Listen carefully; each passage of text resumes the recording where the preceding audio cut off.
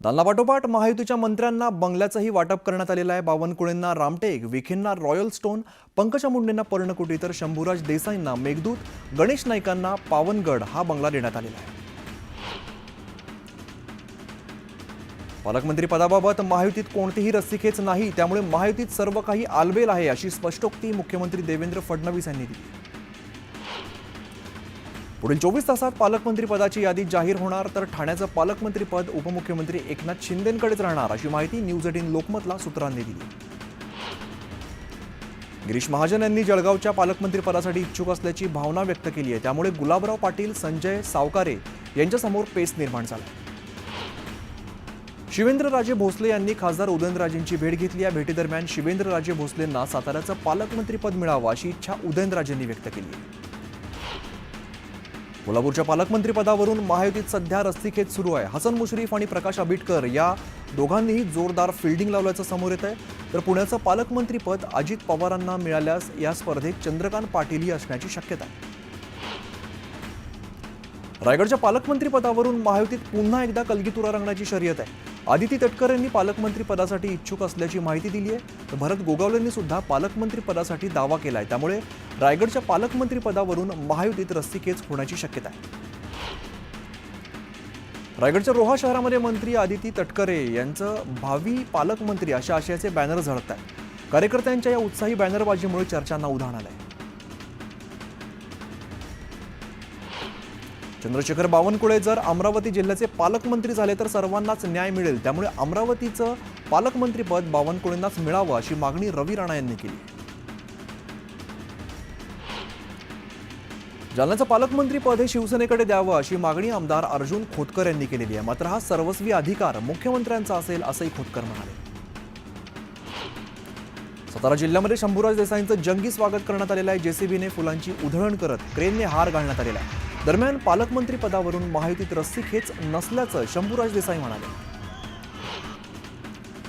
भुजबळांची नाराजी हा आमचा पक्षांतर्गत विषय आहे, आम्ही तो विषय सोडवू असं म्हणत अजित पवारांनी छगन भुजबळांवरती बोलणं थेट टाळलंय। भुजबळांवरती कोणाचा अन्याय झालेला नाहीये, त्यामुळे त्यांची समजूत काढण्याचा प्रश्नच येत नाही असं म्हणत कृषी मंत्री माणिकराव कोकाटे यांनी भुजबळांना घरचा आहेर दिलाय। तसंच भुजबळांना त्यांचा मुलगा आणि पुतण्या इतकेच ओबीसी दिसतात असं म्हणत कोकाटे यांनी भुजबळांना डिवचलंय। छगन भुजबळ केंद्रीय गृहमंत्री अमित शहांची भेट घेणार आहेत। फडणवीसांची भेट घेतल्यानंतर भुजबळ शहांची भेट घेणार आहेत। नाराज भुजबळांनी देवेंद्र फडणवीसांची भेट घेतली। फडणवीसांनी माझं म्हणणं ऐकून घेतलं, 8 ते 10 दिवस द्या, पुन्हा भेटून यावर मार्ग काढू, सर्व काही शांततेत घ्या असं फडणवीस म्हणाले अशी माहिती भुजबळांनी दिली। छगन भुजबळ महायुतीतले मोठे आणि महत्त्वाचे नेते आहेत। भुजबळांबाबत स्वतः अजित पवारांना सुद्धा चिंता आहे। तीनही नेत्यांमध्ये भुजबळांबाबत सन्मान आहे, त्यामुळे भुजबळांसारखे नेते आमच्या सोबत असलेच पाहिजे असं वक्तव्य फडणवीसांनी केलंय। महायुतीच्या विजयामागे ओबीसींचा मोठा वाटा आहे। फडणवीस ही ओबीसींचं नुकसान होऊ देणार नाहीत असं छगन भुजबळांनी स्पष्ट केलंय। भुजबळांवरती अन्याय झाला, महायुतीने त्यांची मतं घेतली आणि त्यांना बाजूला केलं, मात्र भुजबळ आता नवा पर्याय शोधत असतील तर त्यांना शुभेच्छा आहेत अशी प्रतिक्रिया वडेट्टीवारांनी दिली। छगन भुजबळ अतिशय मोठे नेते आहेत, त्यामुळे त्यांचं अस्तित्व नाकारता येणार नाही। त्यांना मंत्रिमंडळात घ्यायला हवं होतं, पण त्यांच्या पक्षात नेमकं काय झालं हा त्यांचा अंतर्गत विषय आहे असं वक्तव्य मंत्री गिरीश महाजन यांनी केलंय। छगन भुजबळ यांना मंत्रिपद द्यावं या मागणीसाठी वर्ध्यामध्ये भुजबळ समर्थकांनी आंदोलन केलंय। ओबीसी समाजातील नागरिकांचाही या आंदोलनामध्ये मोठ्या प्रमाणात सहभाग होता। उपमुख्यमंत्री एकनाथ शिंदे त्यांच्या संपूर्ण कुटुंबासह दर या गावात आहेत। यावेळेला श्रीकांत शिंदेंनी आपल्या मुलाचा व्हिडिओ सोशल मीडियावरती शेअर केलाय। शंभूराज देसाईंनी नाना पटोलेंवरती निशाणा साधलाय। नाना पटोलेंना संजय राऊतांची संगत लागल्याने ते अशी वक्तव्य करतात असा टोला शंभूराज देसाईंनी नाना पटोलेंना लगावलाय। महाराष्ट्राच्या चित्ररथाला डावलण्यात आल्यानं संजय राऊतांनी संताप व्यक्त केलाय। महाराष्ट्रावरच अन्याय का हे एकनाथ शिंदेंनी फडणवीसांना विचारावं अशी मागणी राऊतांनी केली। महाराष्ट्राच्या चित्ररथाला मागील 4 वर्षांपासून संधी मिळाली, त्यामुळे महाराष्ट्राच्या चित्ररथाला डावलण्यात आलेलं नाही अशी माहिती मुख्यमंत्र्यांनी दिली। परभणीतील प्रकरणातील प्रत्यक्ष परिस्थिती वेगळी असून सरकारने विधिमंडळात खोटी माहिती देत दिशाभूल केली असा गंभीर आरोप नाना पटोलेंनी केला। तर मुख्यमंत्री पोलिसांना वाचवण्याचा प्रयत्न करतायत असा हल्लाबोल सुद्धा पटोलेंनी केला. दापोलीला तब्बल 50 वर्षांनंतर मंत्रीपद मिळाल्याने मंत्री योगेश कदम यांची भव्य अशी मिरवणूक काढण्यात आलेली आहे. यावेळेला मिरवणुकीसाठी उंट, घोडे, ढोल, ताशा यासह पेढे आणि लाडू वाटप कार्यकर्त्यांनी जल्लोष केला. महसूल मंत्रीपदी निवड झाल्यानंतर चंद्रशेखर बावनकुळे यांनी नागपुरातील विभागीय आयुक्त कार्यालयात बैठक घेतली. अधिकारी कर्मचाऱ्यांच्या भेटीगाठी घेत त्यांनी कामकाजाचा आढावा सुद्धा घेतला. ग्रामविकास मंत्री जयकुमार गोरे यांचं सातारा जिल्ह्यात आगमन झालं. यावेळेला त्यांचं जंगी स्वागत करण्यात आलंय. मंत्रीपद मिळाल्यानंतर जयकुमार गोरे यांनी पवई नाक्यावरील छत्रपती शिवरायांच्या पुतळ्याला अभिवादन केलं. काँग्रेसचे नेते अमित देशमुख यांनी संतोष देशमुख यांच्या कुटुंबियांची सांत्वनपर भेट घेतली. दरम्यान देशमुख कुटुंबाला न्याय मिळेपर्यंत आम्ही स्वस्थ बसणार नाही असं आश्वासन सुद्धा दिलं. संतोष देशमुख हत्या प्रकरणातील संजय शिरसाट यांनी पोलीस अधीक्षकांची भेट घेतली. या भेटीनंतर शिरसाट यांनी देशमुख कुटुंबियांची भेट घेऊन सांत्वन केलंय. 28 डिसेंबरच्या आधी पोलीस सर्व आरोपींना अटक करतील असा दावा संजय शिरसाटांनी केलेला आहे. तर या प्रकरणातील तपासासंदर्भात पोलीस अधीक्षकांना सूचना केल्यात अशी माहिती त्यांनी दिली.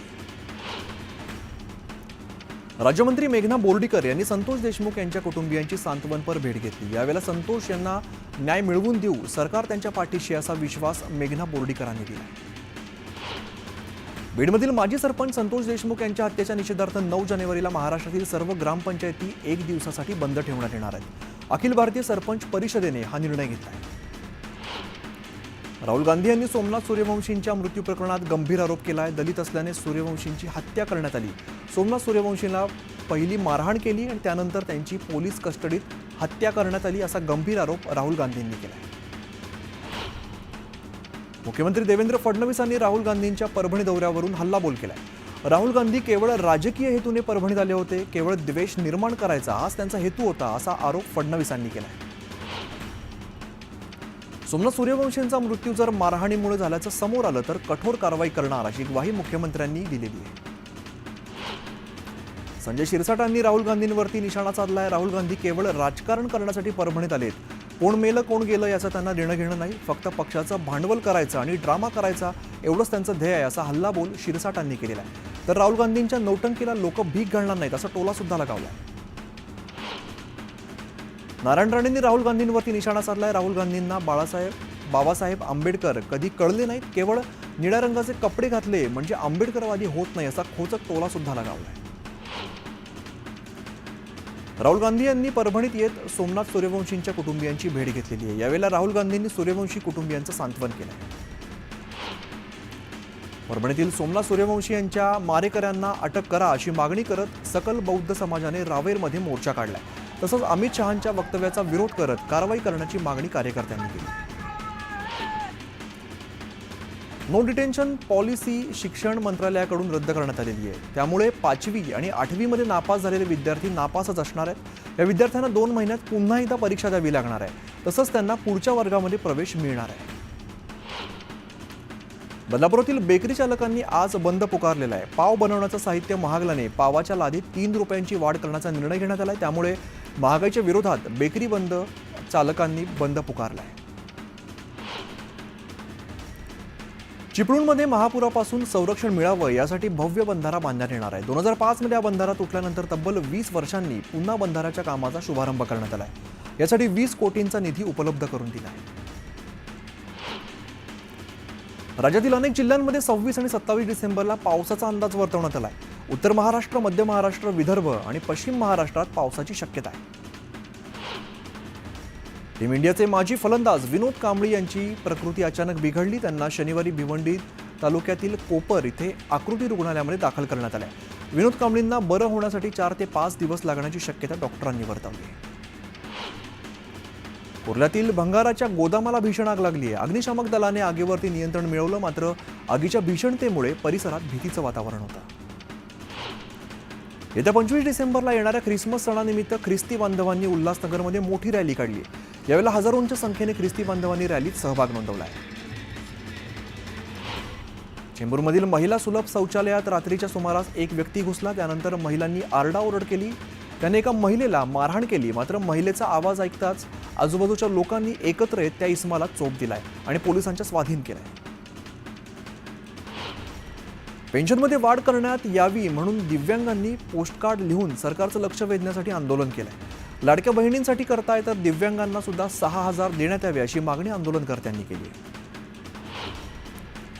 जळगाव जिल्ह्यातील तरसोत फाट्याजवळ नागपूर मुंबई महामार्गावरती बर्निंग कारचा थरार पाहायला मिळाला।